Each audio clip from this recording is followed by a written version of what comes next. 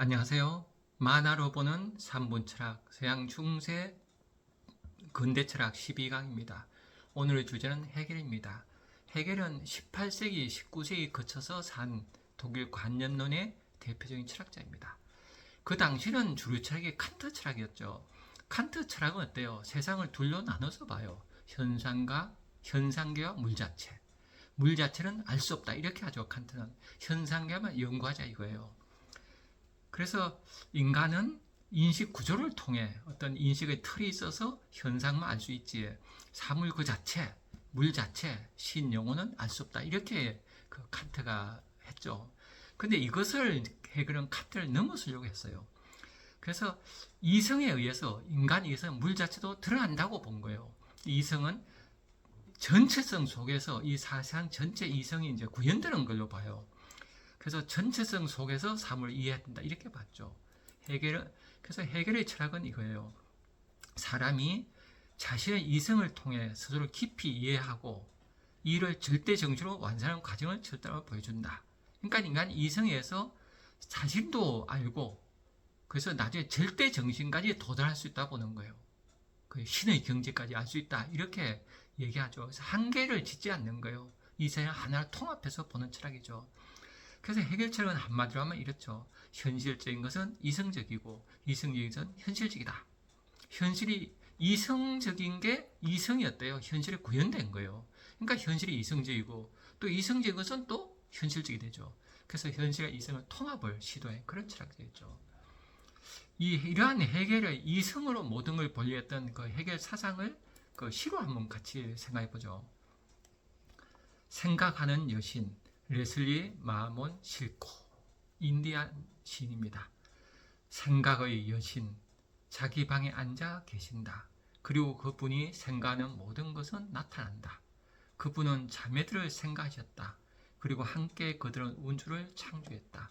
이 세상과 아래의 네 개의 세계를 생각의 여신 금이 사물의 이름을 부르셨다. 그분이 이름 부르실 때마다 사물이 나타났다. 그분은 지금도 그분의 방에 앉아 이야기를 생각하고 계신다. 내가 당신에게 들려준 이야기는 그분이 지금 생각 중인 이야기다.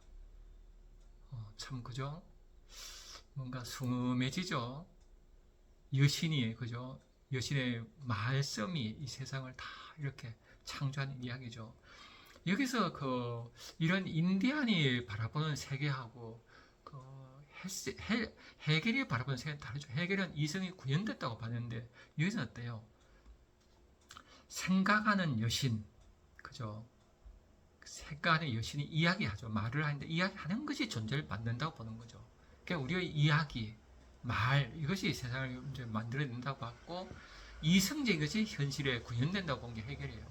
이런 차이점이 어떤 게 될까요? 이 세상이. 저는 인디안의 이 세계관은 여성적이에요. 여신이잖아요. 그 다음에 신화적이에요. 이 신화라는 거는 인간과 세계 하나를 오로져요. 하나로 이렇게. 인간과 분리되지 않아요. 헤겔식으로 이성이 구현될 때는 어때요? 이성지 않은 동물이라든가 자연은 어때요? 그래서 낮게 되잖아요. 그래서 자연 중심의 우주론. 이 자연도, 그죠? 이 자연은 그 자체는 인간도 자연 속에 들어가죠. 그래서 인디안의 이 시는 여성적, 신화적, 자연 중심의 우주론이에요. 그리고 이성주의자는 결국 자연을 파괴시켜 인간을 파괴했잖아요. 그래서 현대는 인간 이성주의 넘어서 할 때예요. 그래서 인디안의 사상의 영감을 얻어야 된다고 생각해요. 그래서 괴테는 이런 얘기했죠. 여성성이 인류를 구원하리라. 그죠? 또 신화적 사회는 인간은 천지자를 하나로 오로지게 해요. 이런 어떤 사유하고 헤겔의 사유를 이렇게 우리가 구별해 볼 수 있겠죠. 그래서 헤겔의 그 사상을 이제 공부해 보죠. 그의 가장 중요한 사상은 변증법이죠. 헤겔은 이 변증법으로 세상을 봐요. 변화되죠. 정반합. 그래서 역사라든가 인간 역사, 인간의 이성, 정신의 발전을 모두 이성의 작용, 정반합의 과정을 통해 통합적으로 하나를 이해하려고 했죠. 근데 헤겔은 어때요? 이 정반합이라는 단어보다는 적자, 대자, 적자, 대자라는 표현을 사용했어요. 그래서 우리가 이 용어를 가지고 이제 공부하죠. 적자, 대자, 적자, 대자. 적자는 그냥 있는 존재죠. 아직까지 자신이 남하고 분리됐다고 생각. 나는 그냥 여기 있어요. 여기 있는 존재는 남하고 구분 안 하고 나는 나만 여기 있는 거죠. 그래서 자기 충족적 존재예요. 돌멩이를 생각하면 되죠. 돌멩이 애기들도 나와 늘 구분 못하잖아요. 적자적 존재예요. 그리고 돌멩이도 그냥 충존재예요. 이런 존재는 어때요? 이렇게 되면 우리가 편하겠죠, 그죠? 너가 없으니까 나도 없고 얼마나 좋아요. 우리가 술 잔뜩 취했을 때 이런 느낌 아니에요? 그래서 인간은 근데 이렇게 살면 안 되죠. 더 나은 존재 나가야 돼요. 생명체잖아요.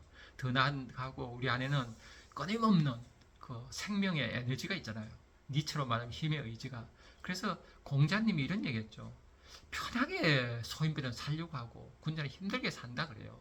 왜 그런가 하면은 군자는 조용히 도를 즐기고 소인은 잔치를 즐긴다 그래요. 소인은 어때요? 계속 이렇게 그 즐기고 살아요. 자신이 내가 우주와 함께 어우러지는 이 도의 즐거움을 누리지 않아요. 아무것도 없어도 자연과 하나로 어우러지면서 가장 그저 존재의 그 기쁨을 만끽하는 그 군자하고 소인은 자꾸 자극적인 하게 되죠. 이게 왜 이렇게 될까요? 저는 소인하고 군자의 차이는 군자는 적자적 존재에서 대자 적자적 나아가는 존재예요. 그러니까 남을 인정해요. 나란 걸 인식하는 존재가 군자고 그 소인배 나란 걸 인식 안 해요. 그냥 딴 사람 봐도 우리가 남이가 이러면서 하나로 그냥 그 통합시켜버려요. 전체주의예요. 이렇게 되니까 너와 남이 없어요. 그래서 우리는 적자에서 대자가 있어야 돼요. 변정법이죠. 정의의 적자라면 대자, 반이 있어야 돼요. 나 이러면 나를 바라보게 되면 뭔가 부족하고 그래야 돼요. 그래서 대자는 자기를 인식하고 자기를 대상화하며 현재 자신을 부정하고 미래 가능성을 향해 나아가는 존재. 그래요. 이렇게 해서 적자가 대자로 가고 대자는 또 다시 적자하고 통합하게 돼요. 적자 대자가 돼요. 그래서 적자의 물질적 존재성과 대자의 자기 초적 의식을 조력해 통합한 상태요. 이렇게 됐을 때 우리 도덕성이 생겨요. 남을 존중하죠. 또 사회적 책임을 갖게 되고 공동체의 정신을 갖게 돼요. 그래서 그죠 민주 시민이 되죠. 이게 해결이 생각한 그 인간의 그 변정법이에요. 이러한 그 변정법을 모든 곳에 적용했어요. 해결은 인간의 의식, 역사, 철학도 이렇게 적자, 대자, 적자, 대자 운동을 통해 진리에 도달한다 이렇게 본 거예요. 그래서 의식의 발전 과정을 해결은 이렇게 정의를 해요. 의식은 자기의식이 되고 나라는 의식이 있죠. 나. 그러니까 이제 이성이 되는 거예요. 자꾸 원리를 파하려고 그러죠. 그래서 정신으로 발전하고 정신은 끝내 절대 정신으로 나아가는 역사적 논리 과정을 통해 의식은 결국 절대 정신에 도약한다. 이렇게 이제 얘기했죠. 그래서 자아는 변정법적 과정을 통해 감각 인식에서 절대적으로 발전한다. 절대 정신은 자연, 예술, 종교, 철학을 통해 자신을 인식하고 역사 속에서 완성된다. 이렇게 얘기를 해요. 그러니까 우리는 어때요? 적자에서 대자로 나아가야 돼요. 그러려면 소크라테스가 말했던 성찰하지 않는 인간은 살 가치가 없다. 이걸 항상 이제 염두에 둬야 되겠죠. 그래서 인간 정신은 모순을 통해 발전하는 거예요. 그래서 자기를 인식하는 자신을 인식하면서 자유 존재가 된다. 이렇게 이제 해결을 얘기하는 거죠. 그래서 이거를 역사 속에서 이제 보면은 역사의 변정법을 생각해 보죠. 프랑스 대혁명 같은 경우는 어때요? 정이 이제 프랑스 절대 왕정이죠. 그 당시에 루이 14세 그죠? 절대 왕정이에요. 이것을 반일하죠. 시민혁명이 일어나요. 자유평등 박애정신. 그래서 변화 발전이 무슨 갈등이 이제 일어나서 시민혁명에서 근대 국가가 탄생해요. 국가에 출현하죠. 법치, 권리, 제도화된 자유 이런 그 합의, 정반합 이렇게 해서 역사를 발전한다. 이렇게 해결을 보는 거죠. 또 세계사도 인간의 자유의식의 발전에 가는 과정을 설명을 해요. 고대 동양은 한 사람만 자유했다. 이제 천자, 황제가 혼자 자유다. 이렇게 해석하는 거죠. 고대 그래서 일부가 자유였고 근대 일부는 모두가 자유다. 그래서 인간의 자유가 확대되어 가는 과정을 이렇게 또 해결해 설명하죠. 그러니까 이러한 해결의 역사관을 우리가 비판해 보면은 역사가 이성의 필연적 전개 과정을 보게 되면 어때요? 자유와 변화의 다양성을 제한하는 운명론 시각에 빠질 수가 있죠. 그죠? 인간의 이성의 필연 과정 이게 나중에 마르크스로 가면 어때요? 이제 물질의 그 필연 과정 전개가 이렇게 이제 또 되죠. 그래서 관념론이 해결이면은 윤물론이 마르크스 이렇게 되는 거죠. 어떤 역사의 현실도 이성의 실현은 명분화의 정당화 될 수 있다. 이게 이제 무섭죠. 이성의 실현 과정이다. 현실 권리와 억압적 비판 수용할 우려가 있어요. 이게 실제로 우리 역사에서 그렇잖아요. 그죠? 그 발전, 그죠? 경제 발전을 위해서는 희생될 수 있다. 이렇게 생각할 수 있는 거죠. 이게 이성의 발전을 보게 되죠. 세상을. 이게 얼마나 무서워져요. 그래서 우리는 이제 이런 것을 자유는 우리 이성을 아는 게 아니라 온몸을 찬한 것이다. 그죠? 우리가 자유롭게 산다는 것은 어때요? 자유가 확대된 과정으로 해결은 얘기하는데 이건 어때요? 이성으로 이렇게 발전된 과정인데 그 이성은 이제 도구적 이성으로 축소되잖아요. 그래서 이거는 온몸의 자유, 솟아 올라오는 거, 자유, 스스로 유래하는 거, 그래서 솟아 올라오는 거 살아가는 게 자유죠. 이렇게 역사에 구현돼야지 되는데 해결이 생각하는 이성이 될 때 우리가 받아들일 때 어때요? 그 이성은 관념화 되잖아요. 그래서 그 마르크스가 유물론을 주장한 이유가 해결에 대한 한계를 비판 넘어서려고 했던 거죠. 그래서 이러한 시를 같이 공부해보죠. 자유와 같은 말들, 랭스턴 휴저. 말하기 달콤하고 멋진 자유와 같은 말들이 있다. 자유는 온종일 내 심금을 울린다. 이때 자유는 프리덤이죠. 나를 거의 울게 만드는 해방과 같은 말들이 있다. 이때 해방은 리버티. 이것도 이제 해방 자유죠. 그대가 내가 아는 바를 알게 되었다면 그 이유를 그대 알지니. 그러니까 휴즈라는 시인은 어때요? 이 자유로운 말 속에서 가슴에 그죠 퍽 차오르는 이런 감동을 느끼는 단어예요. 이렇게 될 때 이 자유는 살아있는 단어죠. 이 시에서 말하는 프리덤, 리버티를 보면은 프리덤은 개인적 자유를 얘기해요. 누가 내 타치 안 받을 거야. 간섭하지 마. 이게 프리덤이에요. 근데 이렇게 되면은 뭘 할지 헛되지는 자유죠. 이런 진정한 자유가 아니에요. 그래서 리버티가 이제 돼야 되죠. 그 리버티는 사회 속에서 자유예요. 그래서 프리덤과 리버티 둘 다 구현될 때 우리는 그 진정한 자유를 누릴 수 있게 되죠. 그래서 자유는 설명되는 개념이 아니라, 그죠? 머리로 이렇게 아는 게 아니라 내가서 솟아오르는 그런 울림으로 와야 돼요. 체험하고 감정적이죠. 이런 자유가 될 때 우리는 진정한 자유가 되죠. 이렇게 살아있는 관념화되지 않는, 그죠? 자유, 그게 머리로 해석할 때 무서워지잖아요. 자유를 위해서 자유를 억압하잖아요. 그죠? 자유 그러면서 사람들 억압해요. 되게 무섭죠. 지금 우리 사회에 이런 게 있지 않아요? 사람들 막 공원에서 음악 크게 틀어놓고 막 듣는 사람 많아요. 그래서 그 끄라고 그러면 그래요. 아유 자유인데 왜 그러냐고 그래요. 이게 이제 그죠. 그 자유라는 단어가 삶 속에 구현되지 않고 머리로 생각하니까 이제 그래 되는 거죠. 프리덤 리버티가 안 되는 거예요.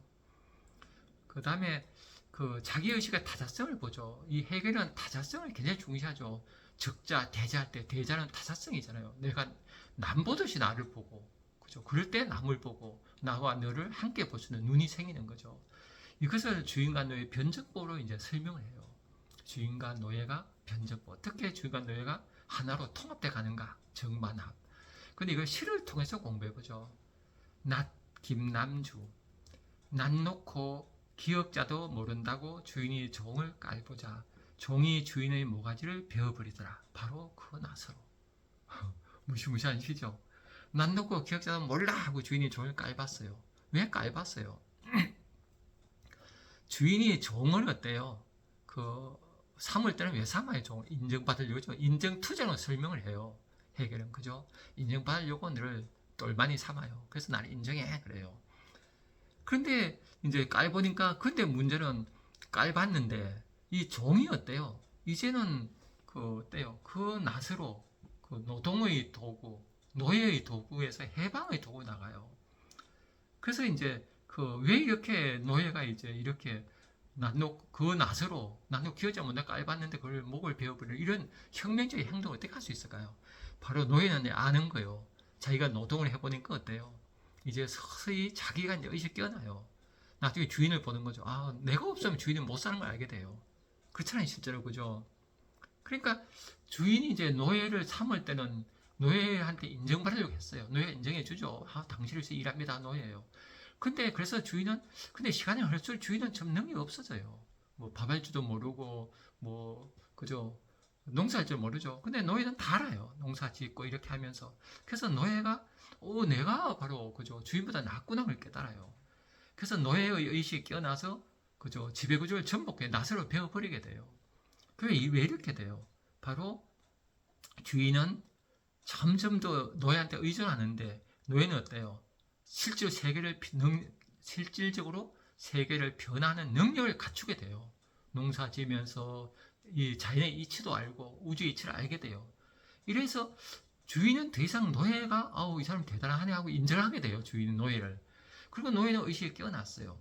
이렇게 되면 어때요? 이제 서로 인정하게 돼요. 주인과 노예 상호 인정.